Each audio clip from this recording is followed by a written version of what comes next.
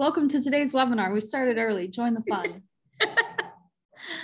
Yeah, so, it's 2:00 now. I see people are still filtering in. So, we'll get started in like a minute or two. But for those of you that have joined us, thank you so much for taking some time on your Tuesday to do a little bit of learning to see how you can further your organization's mission and fundraising and digital marketing and all those good things that help you succeed.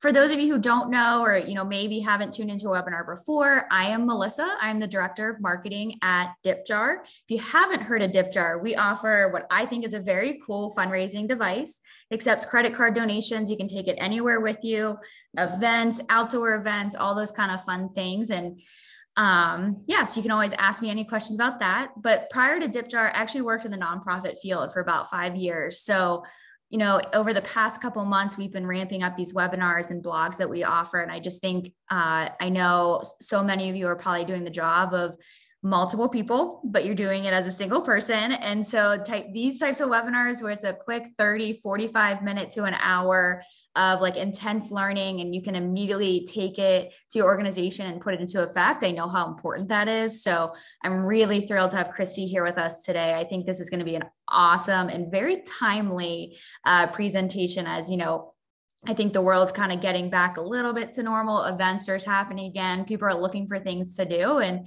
one way to reach them is with digital marketing. And that's something I think you can always learn more about. And there's always trends to catch up on and stuff. So I'm not going to steal her thunder. Chrissy, I'll let you do your own intro, but thank you everyone for joining us. I'll be here monitoring the chat and the questions, but I'm going to take myself off camera. You don't need to watch me while Christy talks. We'll miss you though. Yeah. Okay. Hi, everyone. Thanks so much for taking time out of your Tuesday. Happy Tuesday. It's the day after Monday, and it's the next day closest to being over the hump.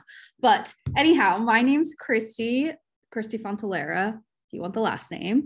And I am the Chief Marketing Officer at Funds2Orgs and LC Enterprises. And I have a great presentation for you guys today. I'll try to keep it short and sweet, but I love talking about marketing and how to fundraise on social media and all of those fun things. One thing I was going to ask, are we doing a Q&A? Melissa, are we doing a Q&A? We are? Okay. Okay, perfect. All right. So if you have questions, pop those over there and I'll answer them afterwards. But without further ado, I'm going to go ahead and share my screen. I started to share my screen earlier before we were even starting, but hello, I've been in digital marketing now over 10 years. I started actually in social media back when social media was just a fun thing to do. And now it's something that you have to do, especially in the nonprofit world, if you want to reach donors and supporters and followers and volunteers. So today I'm going to be talking about nonprofit marketing trends for 2022. Obviously it's March, so I'm sure all of you kind of have your marketing strategies all put together, but I do want to point out some of the trends that we have been noticing from some reports that we pulled. And I'm also going to share some examples of some nonprofits that I think are doing a really great job, because I think visual examples always help. I'm a very visual person, so I want to see how something's done first before I go do it. So without further ado, let's hop in. All right, let me figure out how to go next. Okay, here we go. Ready, let's go. That's me, I'm your host, Chief Marketing Officer. Hello, welcome. Okay, so let's talk about the top 6 trends that we've seen this year that we know are going to happen. I say trends, but we're deep into March and I can tell you all of this is already happening. So first, events are going to continue to be hybrid. So you want to have the virtual option for your fundraising events. Like Melissa was saying with DipJar, you can have a device that you can bring to in-person events, and you can also donate online. So make sure that your events are hybrid friendly, especially anything else that you have planned for the rest of the year. Mobile optimization is a priority. I also host monthly webinars, just like Melissa, and I mostly just talk about nonprofit and social media fundraising, but mobile optimization, I cannot stress this enough. Your website has to be ready for mobile, has to be ready for iPad. Not everyone these days is going to be on a desktop computer. You may be in an office.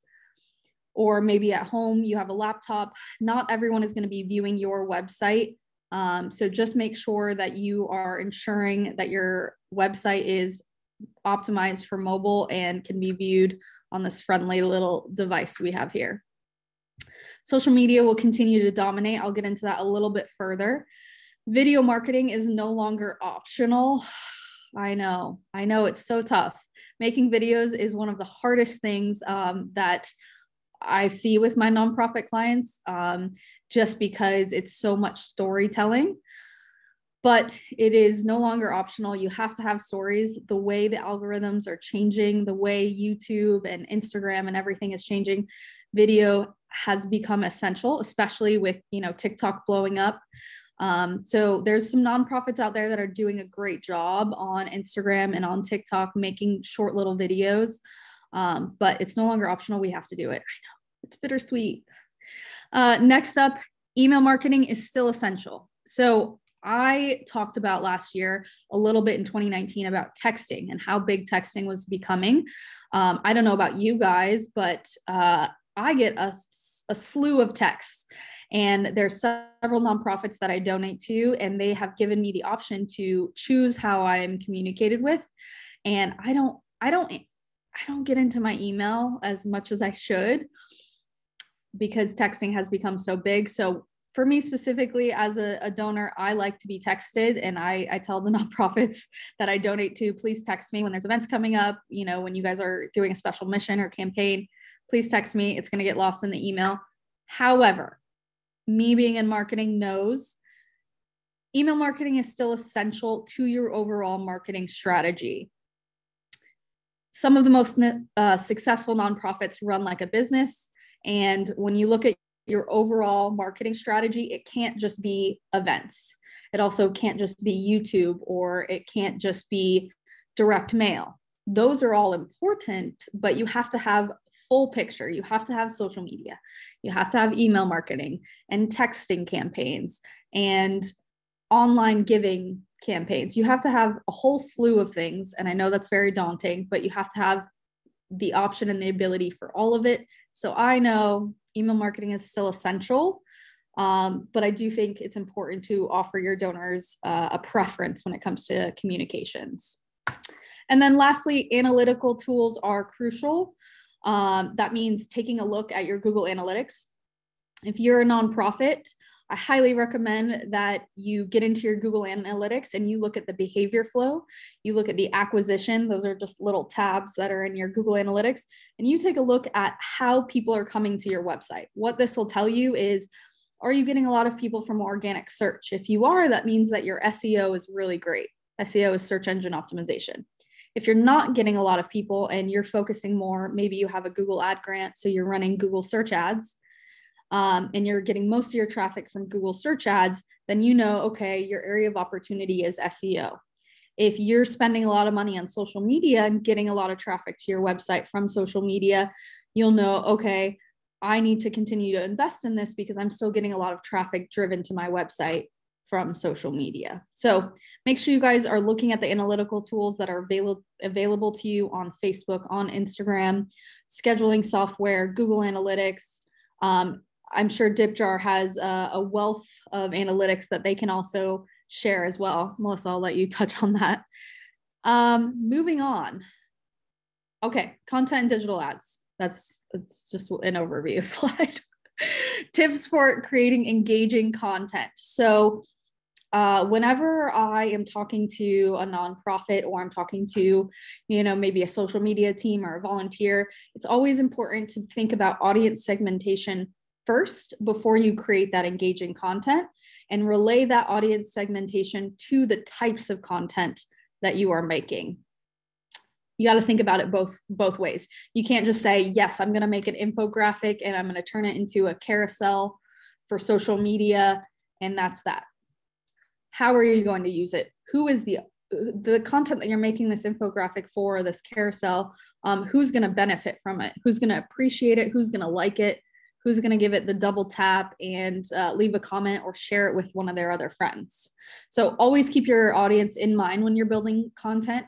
Follow trends and brand guidelines. This is just kind of a general overview. Make sure you guys are staying on your color palette, using the correct fonts, using the logos properly of the brand. If you don't have one made, I highly suggest you create one, especially if you're having volunteers or other people create content, videos, and different things like that for you. Include UGC. So this is user-generated content. UGC is huge. If you ever work in social media or marketing, you know, this is the best way to show off what you do, because one, it shows off third-party validation, and two, it shows behind the scenes, and everyone loves behind the scenes. They love to see who's benefiting, how it works, all of that kind of thing. So include user-generated content in your content strategy. People like to see real people. So show your supporters how you're making a difference. I already touched on this, but yes, share behind the scenes content. And next up, mix and match what you post. Some things to keep in mind, and this is just a strategy that we utilize here for our nonprofit partners, is think about what type of content pillar your posts fall under. Are they educating? Are they entertaining? Are you celebrating? Maybe you run a homeless shelter. Maybe you're celebrating some people that came by to donate to your shelter, or maybe you're celebrating the people that are directly benefiting from those donors. Or are you trying to inspire your supporters? And are those supporters people that are directly benefiting, or are they volunteers? Things to think about. All right, next up, I'm going to show you what that looks like. This is United Way. Obviously, they're a huge global organization, but if you go to their Instagram or any of their social media, you can see their different posts and the different content that they're doing. And if you click through to them, you can also see which ones are behind the scenes, which ones are educational posts, and which ones are celebratory or inspiring, and quote, encouraging donations. A lot of these bigger nonprofits, think like Charity Water or ASPCA, they're all on TikTok and they're on Instagram, and they are just pushing content out. So, you know, even if you are just a small nonprofit, it's good to take a look at what the bigger nonprofits are doing, so that they can help inspire you and decide, you know, what kind of content you need to film and put out there for your nonprofit. All right, next, audience segmentation, one of my favorite topics. These are just some examples of ways you can segment your audience. I'm sure you guys all have a client management system, a CRM of some sort, to manage your donors. But these are different ways that you can label and manage them, because you need to communicate to the different levels. When someone donates $20 to you and then someone donates $5,000 to you, you're going to want to communicate to that $5,000 donor different than the person that commuted $20. If there's someone that's a reoccurring donor and there's a one-off donor just from an event, you also want to send different thank yous. It's not really appropriate to send someone the same exact thank you for $1 versus $1,000. You want to keep that segmentation different, and make sure that, you know, your email marketing and your texting has these different audience segments.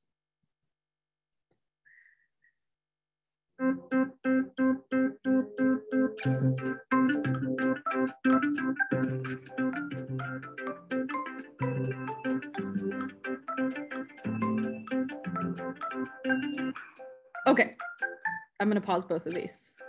Sorry. I'm going to pause both of these videos. So both of these videos, one of them you see here is ASPCA. I know I already mentioned them. That's actually them on TikTok. They're just showing behind the scenes of them setting up pet food distribution centers across the country. That's a great example. You can go follow them on TikTok and Instagram and see content just like this. But as I mentioned earlier, video content is going to continue to grow. Videos provide more potential for gaining engagements and donation than any other type of content on social media. That means putting up a post that says, hey, we need you to donate, is not going to do the same amount of work as a video will. It's essential to introduce your nonprofit organization to video platforms such as TikTok and include video content in all the others. That includes Instagram Reels, which is kind of the TikTok version on Instagram, and then Facebook videos, which they have Facebook Watch and some of those others. Here's a few ideas for videos for you guys. Answer frequently asked questions. Think about someone who's never been introduced to the work that you do and write out those questions. What are questions that they might have, and answer those on screen. You can answer them in a fun way through a TikTok trend, or you can answer them live in an interview style. But answer FAQs, they're a great way and an easy way to come up with a bunch of different little clips about what your organization does. And you can have different people answering those questions as well, such as what does my nonprofit mean to you? And then go through and ask all your volunteers, what does it mean? And create a fun little video of what does that nonprofit mean to them? And then you can also show ways of, how a process might works. So when someone, donates, where do the funds go, and show the process of that. But that's just a really fun idea. Behind the scenes tours, facility tours, success stories. We love a good success story. Those are my favorites. Event summaries. So when you're hosting an event, host the setting up. Go post it on an Instagram story, a TikTok, whatever it may be that you have as far as platforms, and show, hey, we're getting ready to set up for this 5K, or we're getting ready to set up for our gala tonight, whatever it may be. Post those and then film little clips throughout the event to show off, what happened at the event, how much money was raised, and so forth. And then adapt fun trends to your cause. So there are a lot of trends out there. I know, I'm sure you guys all see, the dancing trends on TikTok or whatever it may be. But there's a lot of ways that you can adopt those trends to what your nonprofit does or your causes. Some companies that I think do it right, and some TikToks that I think are really fun are like Doctors Without Borders, Charity Water, St. Jude's. I mean, there's the zoos obviously have the best TikToks because it's all fuzzy, furry, beautiful little animals. But go watch some of those and get inspired by the content and the trends and the way that they're adapting it, and figure out how you can adapt it for your cause. Next up, best free and paid platforms for content creation. Honestly, this is just a slew of, platforms, but just so you guys know, I'm sure everyone here knows Canva is great for free. If you want something a little bit more advanced, I would say go with the Mojo app. It's great. You pay yearly for it, and it's like $25 a year, 100% worth it. Adobe Spark, I think, is like $10 a month. It's more advanced than Canva, but some really great templates on there. I have tried every scheduling platform. I told you guys that I've been in social media since it really started to become a big thing for brands. I used to do it for Urban Outfitters, and let me tell you, I've tried Hootsuite, I've tried Heyorka, I've tried everyone out there, and Later is by far still the best. I will tell you though, this is just, some things that I'm noticing that are happening on Meta or Facebook. They are really trying to take over the publishing for Facebook and Instagram and allowing you to publish right there through them. Some things that I don't really like are ways that you can like add tags and people. It's just not as fluid as Later is, and it's not as, I would say, seamless and easy to use.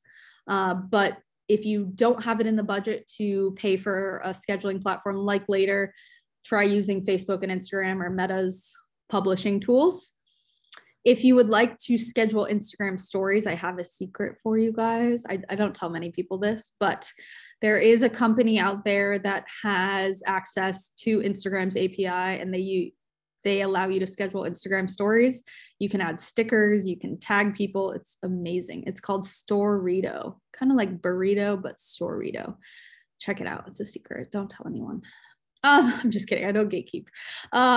Promo video is a great place. If you're a small nonprofit and you don't have the budget to make big production videos or even a singular budget video, you can trial promo video and see if you like it. There's plenty of templates in there, lots of stock videos. If you need a place for free videos, you're not going to find a lot of good nonprofit or giving videos here, but Pexels videos, Pexels, they have a lot of free photos and videos that you can use. But promo video is a great place for stock videos, especially if you need to show people giving or growth or something like that. And then lastly, keep in mind, many social media platforms such as TikTok and Instagram offer great editing tools for video content at no charge. Also, another one that I've been using lately is called CapCut, CapCut.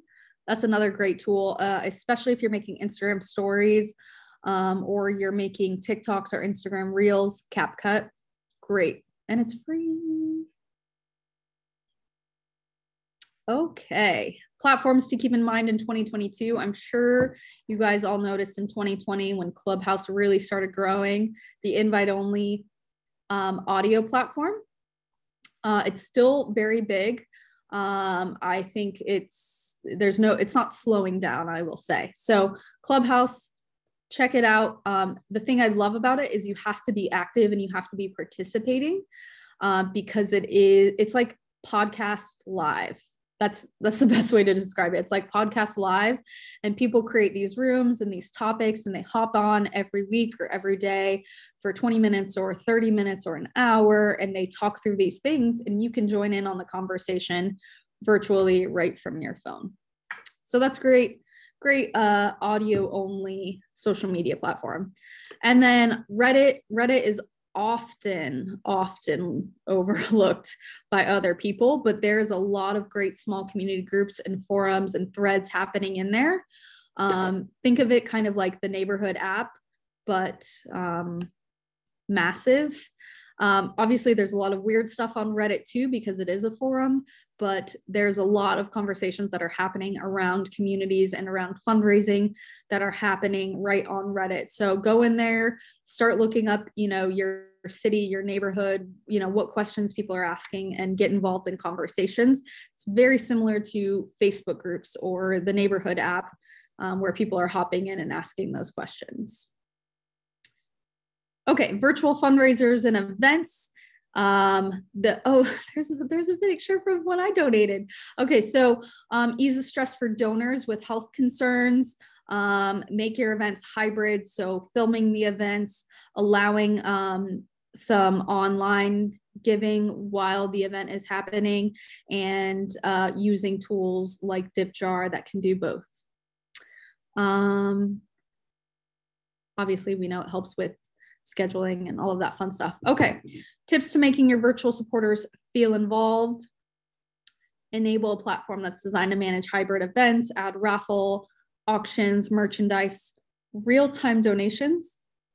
That last slide you saw, that was a real-time donation. I had just donated $1,000 to our local Micheli Puppets nonprofit, and it immediately showed on the screen. I was like, wow, that's amazing. That was so fast. Enable live streaming so your donors can communicate in real time, and then use social media, promote, go live on Instagram and Facebook, especially leading up to the event and during.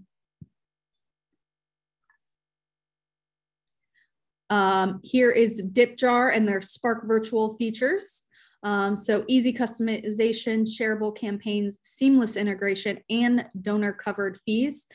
You can obviously find all of this on DipJar and their solutions page, but I think they have incredible solutions. So that's why I wanted to share a few on there in case you guys haven't clicked over to that tab yet.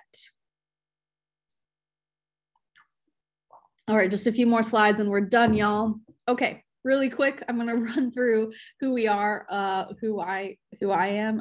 I'm with Funds2Orgs, and Funds2Orgs essentially offers alternative fundraising through shoe dry fundraisers. We support schools, nonprofits, animal rescues, faith-based organizations, mission trips, adoptions, families, individuals, and we're just another alternative fundraiser that you can do alongside existing hybrid event fundraisers, things that you do with DipJar.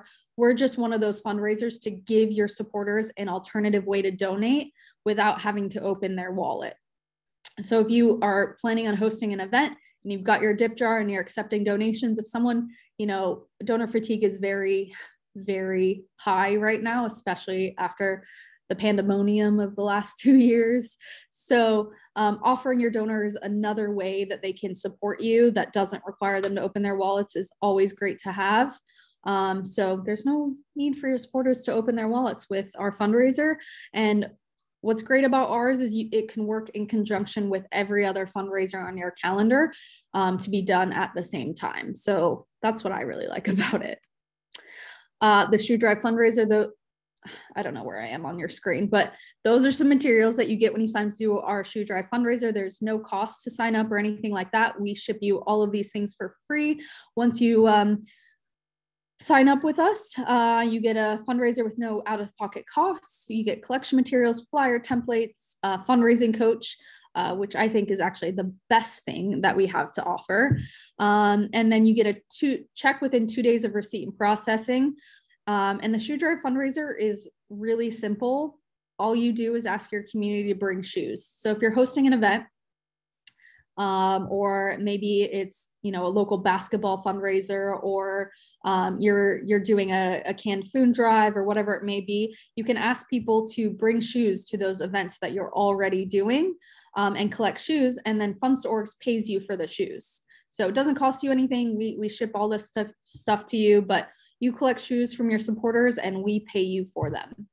So you get a sustainable feel-good fundraiser. That's a win-win because the shoes actually go on to support 24 different developing countries.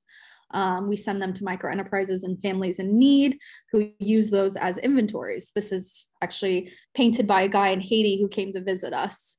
And then just some examples of our fundraisers. We've got some volleyball teams. This is Four Paws for Life. We've got a local school, animal shelter. There's our team right up there with our truck. I've got behind me an adoption fundraiser that raised $11,000 with us. So every type of group we help support, that's what we're here to do. So now it's time for a Q&A. I'm on every social media network possible, as is Funds2Orgs. So let's connect. Here is us. And that's it. That's all I have for you guys. I'm going to stop sharing my screen now.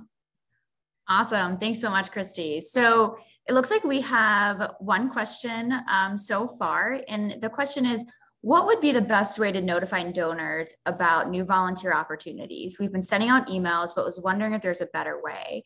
And so I think the broader question here is like, while email is, you've mentioned like such an important thing, like what are some other ways that you can inform your audience about what's going on at your org?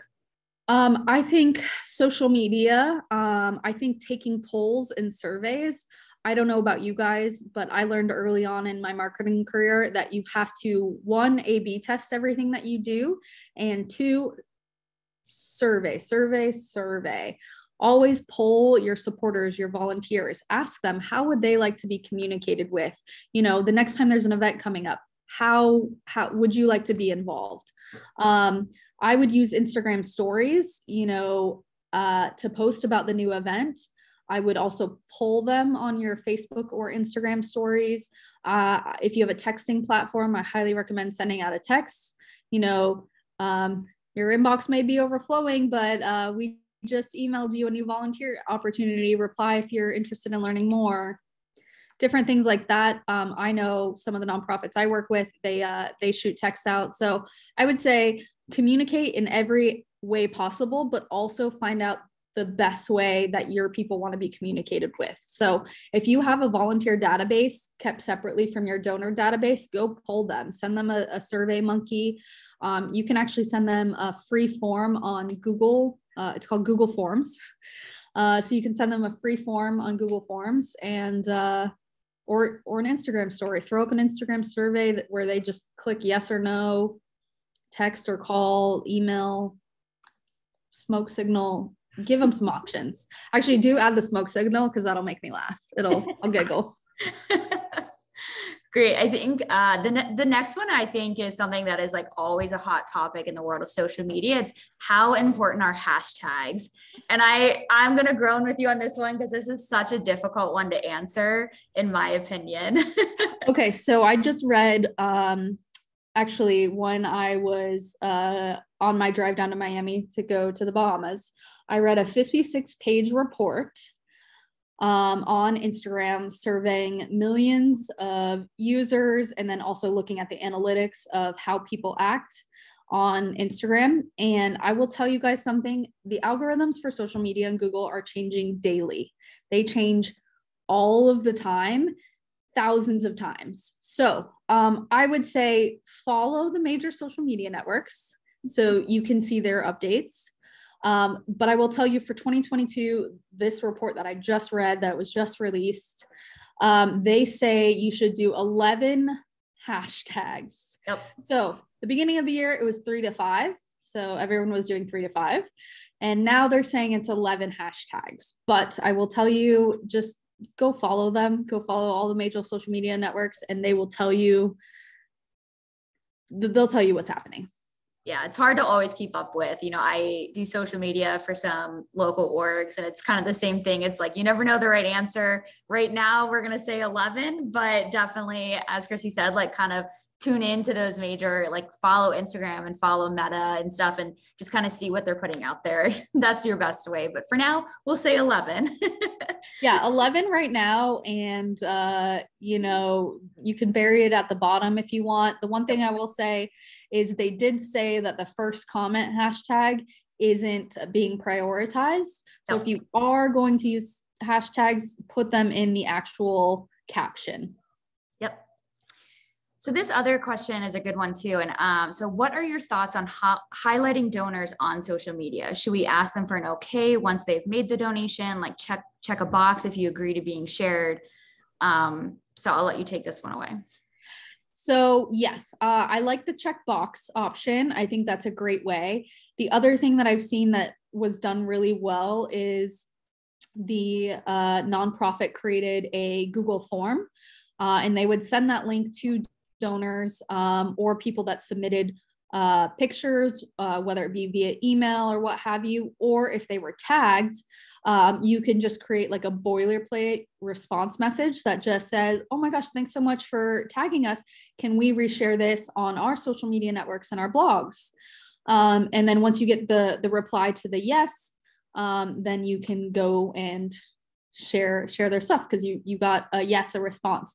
I know early on it was very difficult to get UGC because there was a lot of people that were basically saying, I didn't sign off, I didn't give my express consent, I didn't fill out a form. Nowadays, with the way social media is trending, if someone tags you in an Instagram story or on Facebook or whatever it may be, they want you to know, they want you to see it. Just ask that it's okay to repost it. That's what I say is best. And then, or you can create a whole Google form that says, submit your picture here and, give us the okay to share this on our networks. Yeah. And I think a great way to kind of start that trend with your donors and your volunteers is get a few in person that have agreed to it. And like, whether it's, at an event or, just at your location and doing a quick Instagram live or an Instagram story of you doing a quick interview of that volunteer or donor, like, why is your organization important to them? Why are they donating? And then other people see it and they're like, oh, that's really cool. And like, some people are going to say, hey, I would love to be featured. And so that's always a great thing to get that going. All right. So next question, what kind of posts are most successful on LinkedIn versus Instagram versus Facebook? Yay. Okay. I'll be honest with you guys. The best content on all three networks is going to be a video. That's going to be the best thing. Now, the type of video, whether it's educational, entertaining, a funny trend, that's going to be entirely up to you. But I do encourage a mix. But the type of post that is going to be most successful, I'm going to say, is going to be a video. For Instagram, I will say carousels are back and they're more popular than ever. And a carousel post is essentially when you upload multiple photos or multiple infographics at one time. I'll pull one up so you can see, but carousel posts are making a comeback, especially on Instagram. I'm just going to show you an example one. Let's see if I can get this on the screen. Let me move my Q&A over. Okay. Okay, so here is a Valentine's Day post, and it's a carousel, so you can swipe and see different Valentine's Day cards. So that's an example of a carousel post. Obviously, I double tapped it, but a carousel post would be great if you're trying to educate someone on something. You want to share some, statistics. If you want to share different stories, pictures from an event.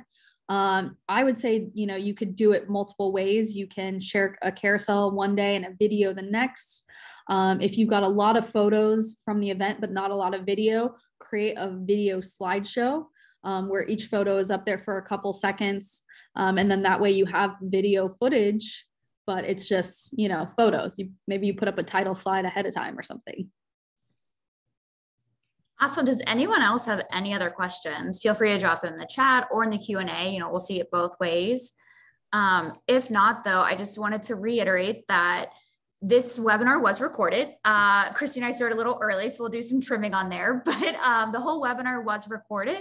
And so we will share that recording with you this afternoon. So I know she covered a lot of information today, and it's probably some stuff that you want to take back to your marketing and your development teams and maybe sit down and chat about. So we'll make sure that the recording is available to you, no worries.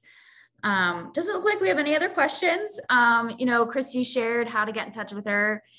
Past this, and I will make sure you all have that information too. But I just want to say I'm here too. Dipjar, we offer fundraising, the in-person fundraising device. But we're happy to help.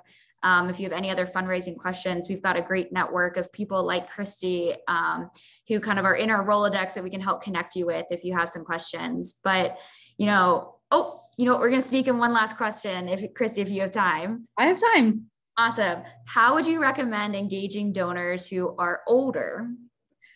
I will say direct mail is still the most popular way with older generations. And I would say if you're looking for social media, it's going to be on Facebook and in Facebook groups. That was kind of the first social media network that was adopted by everyone. Also, it's no longer the largest. Actually, TikTok took over that milestone this year, but Facebook has been around the longest, and it's the one that older generations are more comfortable with. So if you're looking to reach them on a social media network, I would say Facebook, and then don't forget direct mail. Instagram stories and Instagram aren't going to really tickle their fancy. Yeah, totally. I guess, and then kind of a segue from that is engaging corporate groups in a corporate audience. Definitely on LinkedIn. So LinkedIn has group features. I would definitely hop into LinkedIn.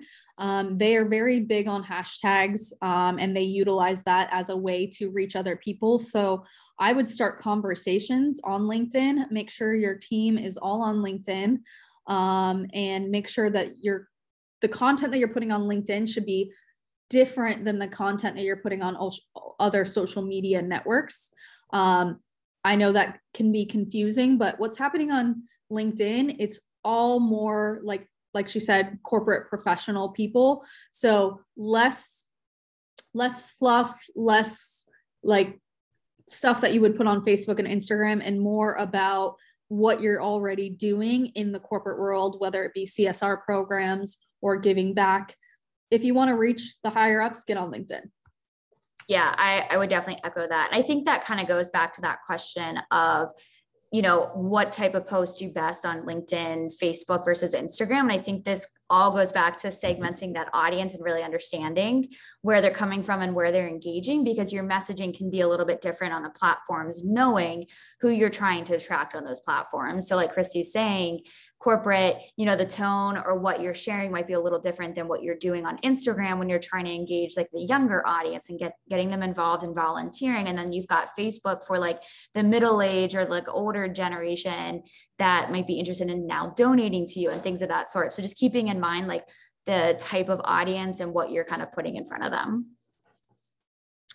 Awesome. Well, I think that's it for today. I mean, this was an awesome presentation. I can't thank you enough. And it was super helpful. I always love talking about social media and marketing because I think it's so, so, so important for nonprofits. It's a great way to get your mission in front of people that, you know, may have never known about you. You can get followers and donors from across the nation now just because you're on social media. So it's a great way to grow your donor database. So thank you everyone who joined us today. And Christy, thank you again so much for this afternoon. And, you know, we'll check in with all you guys later today with the recording. And of course, like, and we can answer more questions via email, anything like that. So just let us know.